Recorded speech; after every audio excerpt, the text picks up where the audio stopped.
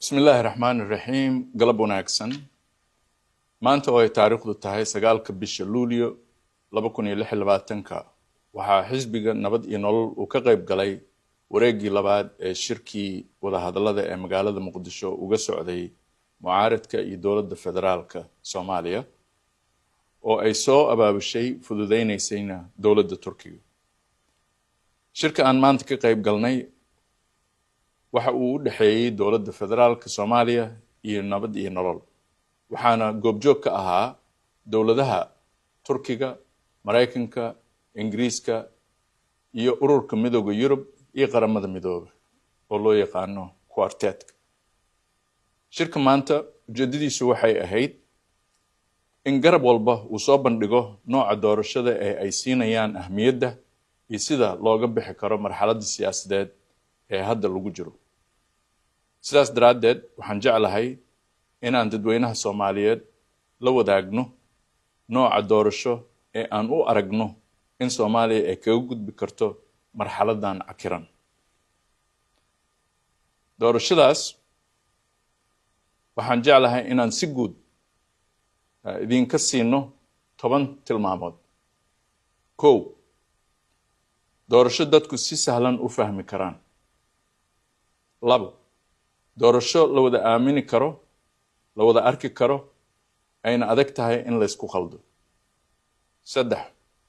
Doorasho waqtiga ay ku dhacayso uu kooban yahay. 4. Doorasho dadku u dhan yahay oo qof walba oo Soomaali ah oo doonaya inuu codeeyo uu u codeyn karo si xor ah. 5. Doorasho diiwaangelinta iyo codeyntu ay ka dhacayso hal goob isla hal maalin. 6. Doorasho qof walba uu u codeynayo xisbiga uu dooqiisu yahay. 7. Doorasho sida ay xisbiyadu u kala helaan codadka dadweynaha ee u kala badsan doonaan kuraasta baarlamaanka. 8. Doorasho maamulkeeda iyo amnigeedaba ay isla ogol yihiin kuna qanacsan yihiin mucaaradka iyo dowladdaba. 9. Doorasho isku haynaysa dadka iyo dalka Soomaaliyeed, ilaalinaysa xornimadooda iyo madax banaanidooda siyaasadeed. 10.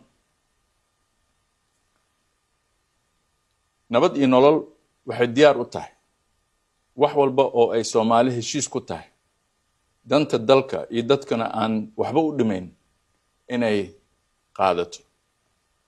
waxaan kaloo jeclaan lahaa inaan idinla wadaagno in doorashada aan tilmaamaheeda bixinay ay tahay doorashadii aan kala soo shaqeynay aniga iyo guddiga farsamada ahaa oo ka kala socday guddiga madaxa bannaan ee doorashooyinka, guddiga xuduudaha iyo hay-adihii xafiisyada kala duwanaa ee dowladda federaalka waqtigii hore ee madaxweyne Maxamed Cabdullaahi Farmaajo aan soo bandhignay 2018 noocaas doorasho oo aan tilmaanteeda bixinay. waxaan rabnaa inaan sheegno in doorashadaas aan waqtigaas diyaarinay oo aan kor ku soo sharaxay ay tahay isla doorashada ay maanta dowladda federaalku iyaduna doonayso.